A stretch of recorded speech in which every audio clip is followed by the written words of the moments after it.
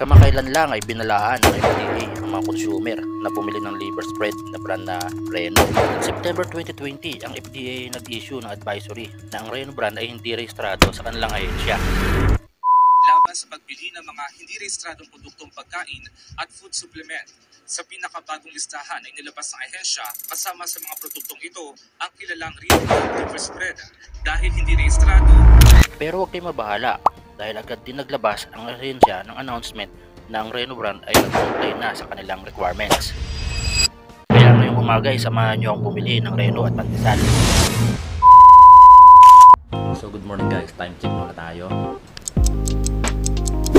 It's 6:34 AM. So bibili tayo ngayon ng Reno at saka Pandesal dahil ito yung masarap na pagkain ng mga Pilipino sa umaga guys. At syempre medyo walang kagabi, kaya samahan nyo ako, bibili tayo ng Pandesal ngayon. Agad-agad nga akong lumabas patungo sa garahe at nilagay yung susi sa aking motor at sinimulan ng mag-drive patungo sa labasan. Ilang metro lamang ang layo nito sa amin. So malapit na tayo sa bilihan ng Pandesal guys. Dito lang yan sa may J. Pascual. At nakarating na nga ako. Wala na ba? Lamang pala itong tindahan at sa umaga ay nagbebenta sila ng pandesal. 30 po yung akin, tsaka po isang Reno.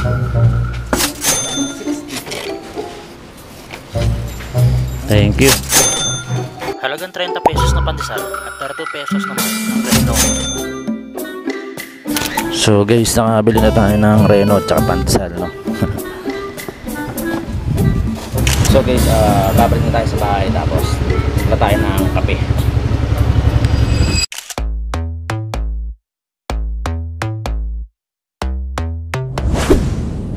So yung nabili natin ay 30 pesos na Pandesal tsaka isang Reno, nagkakalaga na 62 pesos. Ilang saglit lang ay nakabalik na agad ako sa bahay. So guys, nakabili na nga tayo ng puputrikin natin ngayong umaga. So kape na lang ang kulang nito.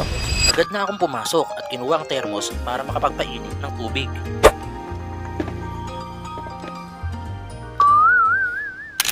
So guys, habang hinihintay natin kumulo yung tubig, palabasin muna natin yung aso namin, si Choco.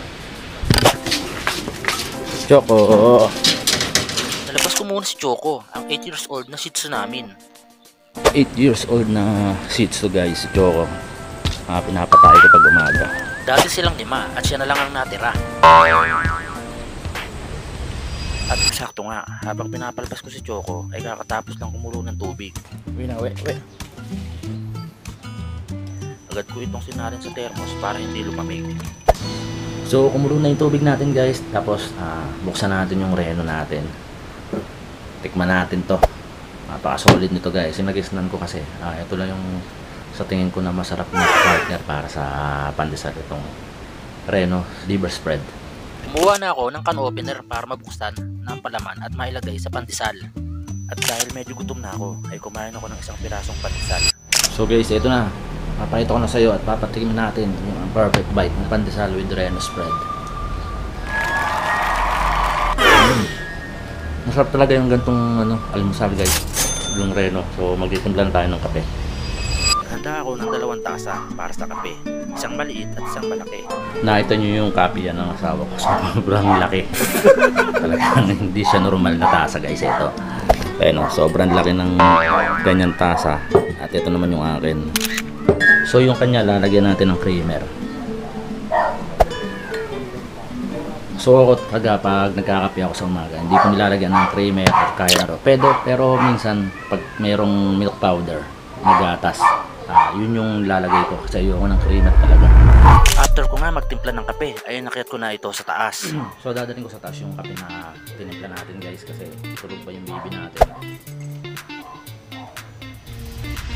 At syempre, hindi pwede kalimutan ang Reno at ang Pandesal.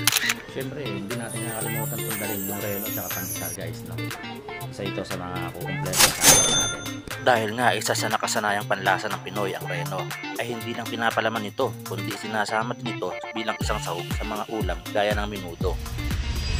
So yan talaga yung partner dito sa umaga, Pandesal, tapos kape, tapos papalaman naman pa ng Reno, no? At kung umabot ka sa oras na ito, ay maraming salamat. Please don't forget to like and share. Maraming salamat po. And don't forget to subscribe to my channel. Rock, gano'n masugat ka dyan.